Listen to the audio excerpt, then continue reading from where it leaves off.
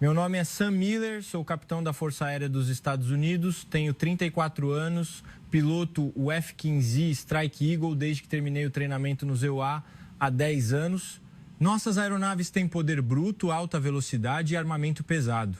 São um legado de força, algo que meu pai experimentou ao pilotar o 4 Phantom na era da Guerra Fria.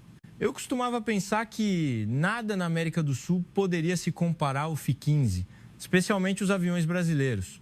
Desta vez recebi uma ordem especial para viajar para uma província fronteiriça no Brasil, sob o pretexto de inspecionar o sistema de aviação civil. Mas o objetivo real era observar o Gripen E, o caça que o Brasil comprou da Suécia. Eu ri no meu íntimo ao ler o relatório. O que poderia um avião leve de um país frio fazer neste clima quente e úmido? Pensei que seria apenas um brinquedo caro, comprado para exibição, para parecer moderno, mas que falharia em uma situação real de combate. O avião comercial pousou no Aeroporto Internacional de Corumbá no meio da tarde. O ar estava quente e abafado, e o cheiro de terra misturado com óleo de motor atingiu meu nariz. Arrastei minha pequena mala para fora do terminal. Os brasileiros aqui andavam devagar, sorriam muito, mas eu os achava lentos demais, como se não tivessem pressa alguma. Em nossa base, se tivéssemos que esperar tanto tempo na fila da imigração, haveria gritos e reclamações. Entrei em uma van militar que veio me buscar. O motorista era um oficial brasileiro, primeiro-tenente. Ele me cumprimentou com um aceno leve e disse em um tom suave: "Seja bem-vindo, Capitão Sam. Bem-vindo ao Brasil." Eu apenas acenei, sem responder muito. Pensei, sorri demais, não é? Mas não dei muita importância. A van seguiu pela estrada ao longo da fronteira. À esquerda ficava o Rio Paraguai. À direita, os campos verdes e exuberantes do Pantanal. Olhei pela janela e vi crianças brincando na água na beira do rio. As risadas flutuavam. Eu já tinha visto cenas assim em casa, mas aqui parecia pacífico demais. Tão pacífico que me deu arrepios. Chegamos à base aérea da fronteira. Vi uma grande placa que dizia Ala 99. A base aérea era menor do que eu imaginava. A pista não era muito longa e alguns hangares pareciam um pouco antigos, com manchas de lama aqui e ali. Eu sorri no meu íntimo. Parecia a nossa base há 10 anos. Pelo menos havia algo em que éramos superiores. O oficial brasileiro que me encontrou era o primeiro-tenente Paulo Nascimento. Alto, bronzeado, de óculos de sol, parecia amigável, mas tinha um olhar penetrante. Ele me cumprimentou e disse: "Bem-vindo, Capitão Sam Miller. Amanhã teremos voos de treinamento. Se o senhor estiver interessado, ficaremos felizes em tê-lo em nosso ponto de observação." Eu assenti. Obrigado, eu aceito. Mas pensei, deixar-me observar de longe. Devem estar com medo de eu ver algo que não deveria. Naquela noite, fiquei numa sala de hóspedes para visitantes estrangeiros. O quarto era limpo e arrumado, mas a mobília era antiga. O ar-condicionado fazia um barulho tilique-tilique. Abri a janela e o vento frio trouxe o cheiro de grama recém-cortada. Ao longe, ouvi o sino de uma igreja tocando suavemente, din-dom, din-dom, parecendo um aviso. Mas afastei o pensamento, peguei meu telefone e abri a foto do meu F-15E. As asas largas, a fuselagem sólida. É um avião construído para lutar, não para se exibir. Coloquei o telefone de lado e murmurei para mim mesmo: amanhã devo ver apenas uma exibição de voo comum. Nada de emocionante. Mas no fundo, algo em meu peito começou a se agitar, como um pressentimento, como se eu soubesse que algo mudaria amanhã. Amanheceu. Acordei antes do sol nascer. O som distante de um motor a jato ecoou. Vesti-me rapidamente e caminhei até o ponto de observação que haviam preparado. Era uma pequena colina com vista clara para a pista, sombreada por grandes árvores. A brisa estava fresca e agradável. Logo, vi o primeiro Gripen E, o F-39, saindo do hangar. A fuselagem cinza escura era menor do que eu esperava, estranhamente elegante. No estabilizador vertical, havia o símbolo da bandeira brasileira. Eu o tinha visto em fotos, mas ao vivo ele parecia vivo, como se movesse as asas levemente. O piloto brasileiro entrou na aeronave. Os movimentos eram rápidos e precisos, sem perda de tempo. Em poucos minutos, o avião estava na pista. O motor começou a emitir um rugido grave, mas poderoso. Não era tão estrondoso quanto o F-15, mas havia uma força latente. E então, ele disparou, mais rápido do que eu esperava. As pequenas asas cortavam o ar com precisão. A aeronave subiu suavemente, sem fumaça preta, sem ruído desnecessário. Eu cerrei os olhos, tentando encontrar uma falha, mas não encontrei. Ele circulou acima da minha cabeça, inclinou-se em um ângulo de 50 graus e virou rapidamente, como se desafiasse a gravidade. Engoli em seco. Minhas mãos estavam cerradas. Uma voz gritou em minha mente: como é possível? Mas eu ainda não estava convencido. É apenas uma exibição de voo, disse a mim mesmo. Em uma situação real, ele não sobreviveria. Nesse momento, o rádio da torre de controle soou. Houve um anúncio em português, seguido por inglês. Houve uma mudança no cronograma. O Gripen faria uma simulação de interceptação de alta velocidade. Convidamos o nosso estimado hóspede a continuar a observar. Virei-me para o primeiro-tenente Paulo Nascimento. Ele sorriu levemente. Pronto, capitão. Eu assenti, mas meu coração estava disparado. Algo estava para acontecer. Algo que eu nunca esperei.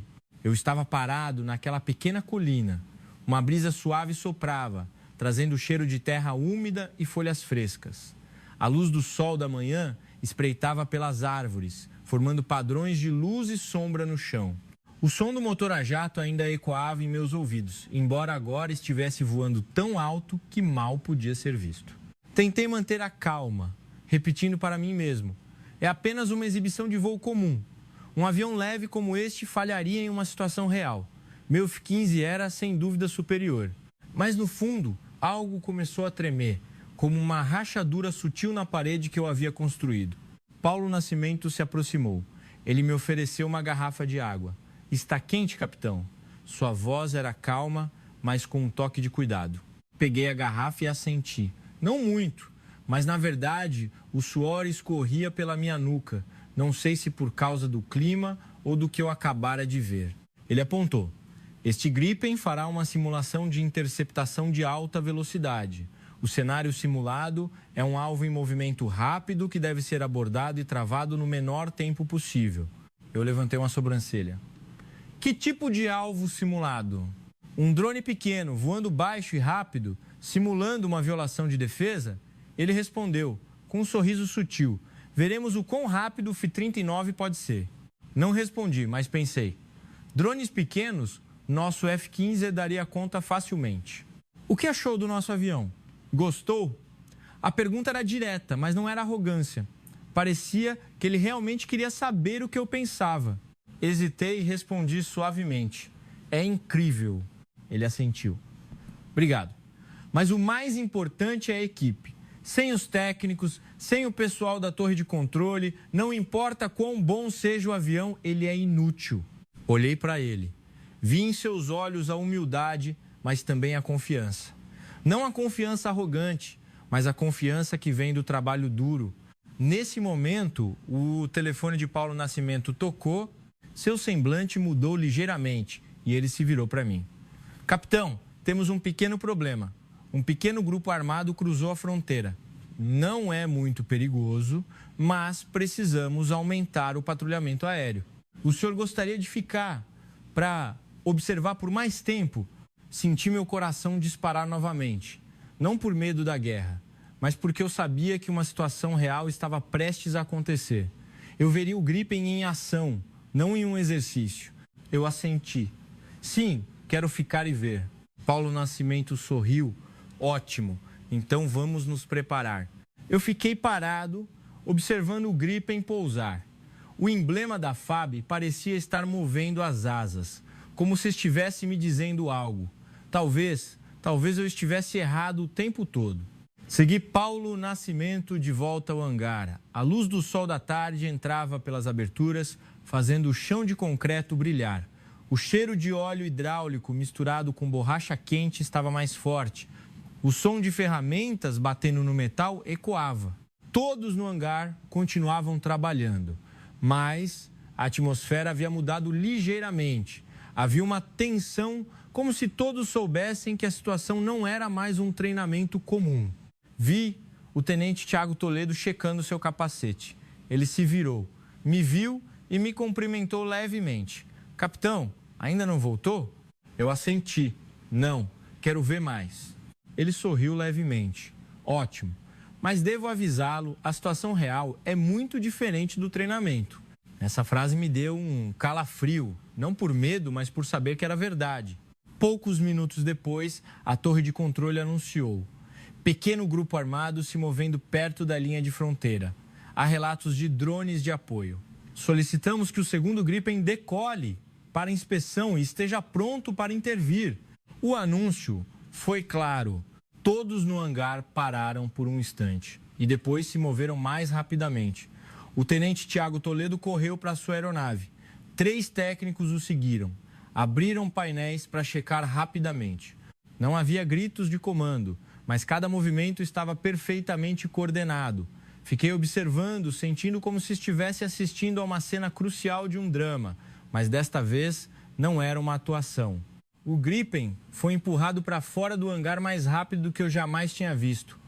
O piloto subiu, o capacete se fechou, o motor ligou, um rugido grave, mais firme. Virei-me para Paulo Nascimento. O que vai acontecer? Ele respondeu suavemente: vamos voar para inspecionar primeiro. Se o drone for realmente do grupo armado, vamos alertar com um sobrevoo. Se não pararem, tomaremos as próximas medidas. Eu estava agitado. Em minha mente surgiu a pergunta: se fosse do nosso lado, o que faríamos? Nosso F-15 responderia tão rapidamente? O Gripen disparou pela pista, subindo rapidamente. Olhei até a aeronave desaparecer nas nuvens. Voltamos para a sala de controle. O radar mostrava a posição do Gripen. Ele estava voando baixo, usando montanhas e vales para se camuflar de forma incrível. E então, um ponto vermelho apareceu na tela. O drone. Ele estava circulando sobre a área suspeita. A voz do piloto veio pelo rádio. Alvo à vista, aproximando-se para alertar. Vi na tela o Gripen se aproximar do drone e circular rapidamente, como se dissesse: pare agora. O drone continuou voando. Continuam em movimento, tenente, mudando de direção. O primeiro-tenente Paulo Nascimento respondeu: dispare o sinalizador simulado de aviso. O Gripen disparou. O ponto vermelho na tela começou a desacelerar. Todos na sala prenderam a respiração, esperando. E o ponto vermelho se virou. O drone estava fugindo da área. Houve um leve aplauso na sala, mas ninguém gritou de alegria. Todos apenas assentiram, como se fosse normal. O tenente Tiago Toledo falou pelo rádio: alvo recuando, retornando à base. Paulo Nascimento se virou para mim. Viu, capitão? Às vezes, não atirar é a melhor solução. Eu assenti, mas senti um peso no peito. Nosso F-15E, se encontrasse uma situação dessas, provavelmente atiraríamos primeiro e perguntaríamos depois. Porque fomos ensinados assim, ser fortes e ser diretos. Mas aqui, eles eram superiores porque tinham autocontrole. O Gripen pousou. O som dos pneus tocando o chão era tuque. O piloto desceu, tirou o capacete. Havia suor na testa, mas o sorriso ainda estava lá. Ele me viu e veio direto até mim. Capitão, o que o senhor achou? Respondi lentamente. Incrível, o senhor não atirou, mesmo podendo. Ele assentiu. Sim, porque atirar poderia iniciar uma pequena guerra. Não queremos que a situação se agrave. Apenas fazemos com que saibam que estamos cientes e prontos. Isso é o suficiente. Olhei para o rosto dele.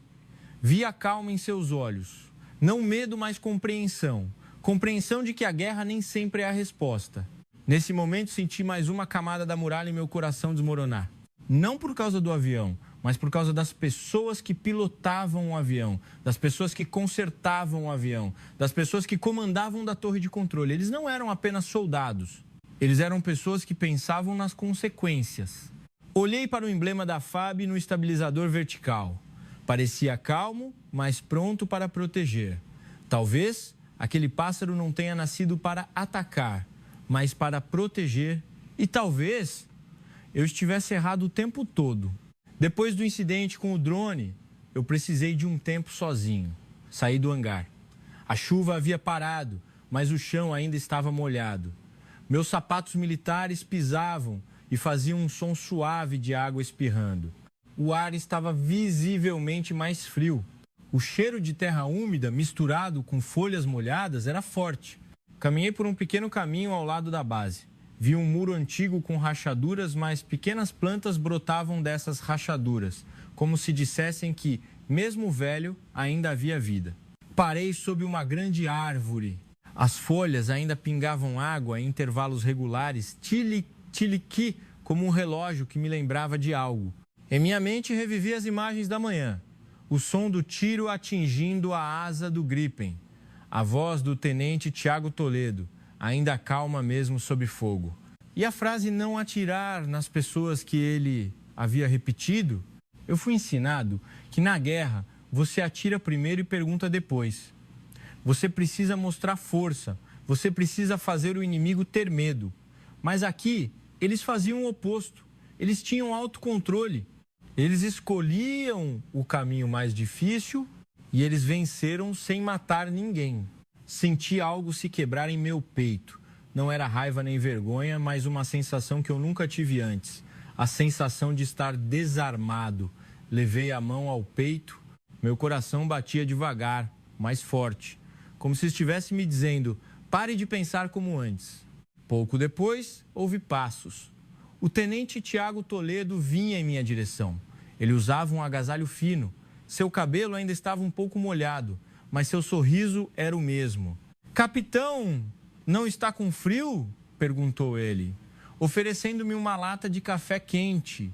Peguei. O calor da lata aqueceu minhas palmas. Senti um leve calor. Obrigado. Caminhamos lado a lado pelo caminho.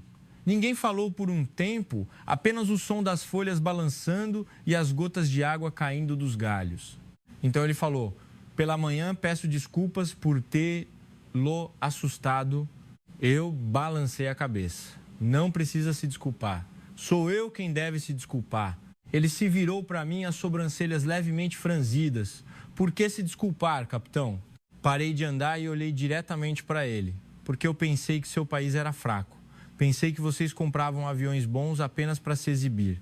Pensei que vocês não tinham experiência real. Pensei que se encontrassem uma situação real, atirariam primeiro e perguntariam depois, como nós. Minha voz tremeu um pouco, mas continuei. Mas eu vi. Vi que o senhor escolheu não atirar. Vi que o senhor protegeu vidas. Vidas daquele lado e vidas do nosso lado. O tenente Tiago Toledo ficou em silêncio por um momento e depois disse suavemente, nós não somos melhores que ninguém, capitão. Apenas não queremos que mais sangue seja derramado. Aquelas palavras simples me atingiram forte, como uma faca perfurando o último muro em meu coração. Olhei para o estabilizador vertical do Gripen estacionado ao longe. Mesmo na escuridão, o emblema da FAB brilhava levemente à luz da base. Não era uma asa que atacava, mas uma asa que protegia. Murmurei, sem perceber. Talvez eu estivesse errado desde o início. O tenente Tiago Toledo não riu nem zombou, ele apenas acenou com a cabeça. Estar errado não é vergonhoso, capitão. O vergonhoso é não mudar quando se vê a verdade. Ficamos em silêncio por mais um longo momento. O vento frio soprava, fazendo as folhas balançarem, como se estivessem ajudando a levar o peso do meu coração. Então perguntei algo que estava me incomodando há muito tempo. Por que o senhor escolheu o caminho difícil? Se tivesse atirado, tudo teria acabado rapidamente. Ninguém o culparia. Ele olhou para o céu. As nuvens estavam começando a se dissipar. Pequenas estrelas começavam a aparecer. Porque se eu tivesse atirado neles hoje, amanhã os filhos deles poderiam nos odiar. E nossos filhos poderiam ter que enfrentar outra guerra. Eu não quero isso. Ele se virou para mim, seus olhos calmos, mas firmes. Pilotar não é apenas atirar, capitão. É proteger. Proteger aqueles que amamos e, às vezes, proteger aqueles que não conhecemos também. Essas palavras me fizeram marejar os olhos. Não de tristeza, mas de alívio. Alívio por ter encontrado uma verdade que eu nunca soubera. Levantei a mão e o cumprimentei. Não um cumprimento formal, mas um vindo do coração. Obrigado por me fazer ver algo mais do que apenas um avião. Ele retribuiu o cumprimento. um pequeno sorriso, mas cheio de significado. Obrigado por aceitar ver. Voltamos juntos para a base. Nossos passos soavam suavemente no chão molhado, mas meu coração estava muito mais leve. Naquela noite, escrevi um relatório para a Força Aérea dos EUA. Não era um relatório elogiando o F-15, mas um relatório dizendo a verdade, que este pequeno país tinha algo maior do que o tamanho de suas aeronaves, algo chamado sabedoria e compaixão. E que talvez esse fosse o verdadeiro poder. No último dia de minha estadia aqui, o sol fraco brilhava através de nuvens finas, suavizando tudo. O cheiro de grama recém-cortada, misturado com flores silvestres, pairava suavemente. O canto distante de pássaros parecia uma despedida. Eu estava parado ao lado de um dos Gripens. A fuselagem ainda tinha um pequeno arranhão na asa, mas os técnicos já haviam consertado. A marca era quase invisível, como se nada tivesse acontecido. Toquei a cauda levemente. O emblema da FAB, o dourado, estava frio sob a minha palma, mas agora não era apenas uma estátua. Era o símbolo de algo mais profundo. O tenente Tiago Toledo veio até mim. Hoje, ele não estava de uniforme de piloto, mas com uma camisa social cinza clara, parecendo incomumente relaxado. Ele me cumprimentou primeiro. Capitão Sam Miller, o senhor está voltando hoje, não é? Eu assenti. Sim, preciso voltar para relatar. Ele sorriu levemente. Espero que sua visita tenha sido útil. Olhei para ele e disse lentamente: mais do que eu pensava, mais do que eu jamais esperei. Caminhamos juntos até um pequeno mirante com vista para a pista e o campo. Uma brisa suave soprava, balançando nossos cabelos. Eu parei e me virei para ele. Tenho uma última pergunta. Ele assentiu. Pode perguntar. Por que o senhor escolheu o caminho tão difícil? Se atirasse, o assunto estaria resolvido. Ninguém o culparia. Mas o senhor escolheu o autocontrole. Escolheu proteger ambos os lados. O tenente Tiago Toledo olhou para o horizonte, onde encontrava o país vizinho, e respondeu suavemente: porque eu já vi a guerra. Quando criança, vi a aldeia vizinha ser queimada. Vi crianças perderem seus pais. Vi o ódio que nunca acaba. Prometi a mim mesmo que, se tivesse uma chance, não faria parte desse ciclo. Sua voz era calma, mas senti o peso de suas palavras. Não eram palavras bonitas, mas palavras nascidas de uma experiência real. Fiquei em silêncio por um momento e depois falei: em casa, somos ensinados a ser fortes, a ser claros, a fazer o inimigo ter medo. Mas eu vi que a verdadeira força pode estar na coragem de se controlar, na coragem de não usar a força quando não é necessário. Ele se virou para mim, seus olhos cheios de compreensão. Sim, capitão. Às vezes, não atirar é a luta mais difícil. Ficamos em silêncio por mais um longo momento. Apenas o som do vento e o pequeno som distante de um motor a jato. Então continuei. Vou levar o que vi de volta e contar aos meus superiores. Não apenas sobre o avião, mas sobre as pessoas, sobre a mentalidade, sobre a proteção que não precisa matar. O tenente Tiago Toledo assentiu. Obrigado, mas o mais importante é como o senhor usará isso na vida real. Essa frase me atingiu, porque ele estava certo. Ver não era suficiente, era preciso agir. Eu o cumprimentei mais profundamente e por mais tempo do que o normal. Muito obrigado por me fazer ver o mundo de uma nova perspectiva. Ele retribuiu o cumprimento. Eu também agradeço por ter se permitido ver. Voltamos juntos para a base. O som de nossos passos era suave no chão molhado, mas meu coração estava muito mais leve. No avião comercial, sentei-me perto da janela, olhando para o chão brasileiro. Vi os campos, o rio, as montanhas, e em meu coração uma voz soou claramente: obrigado, Brasil. O avião decolou. Olhei para baixo e vi um pequeno Gripen passar, parecendo acenar em despedida. Eu sorri para mim mesmo. Pela primeira vez em anos, sorri sem arrogância. Eu sabia que meu futuro seria diferente. Não por causa de um avião melhor, mas por causa de um coração mais aberto. E talvez esse fosse o verdadeiro milagre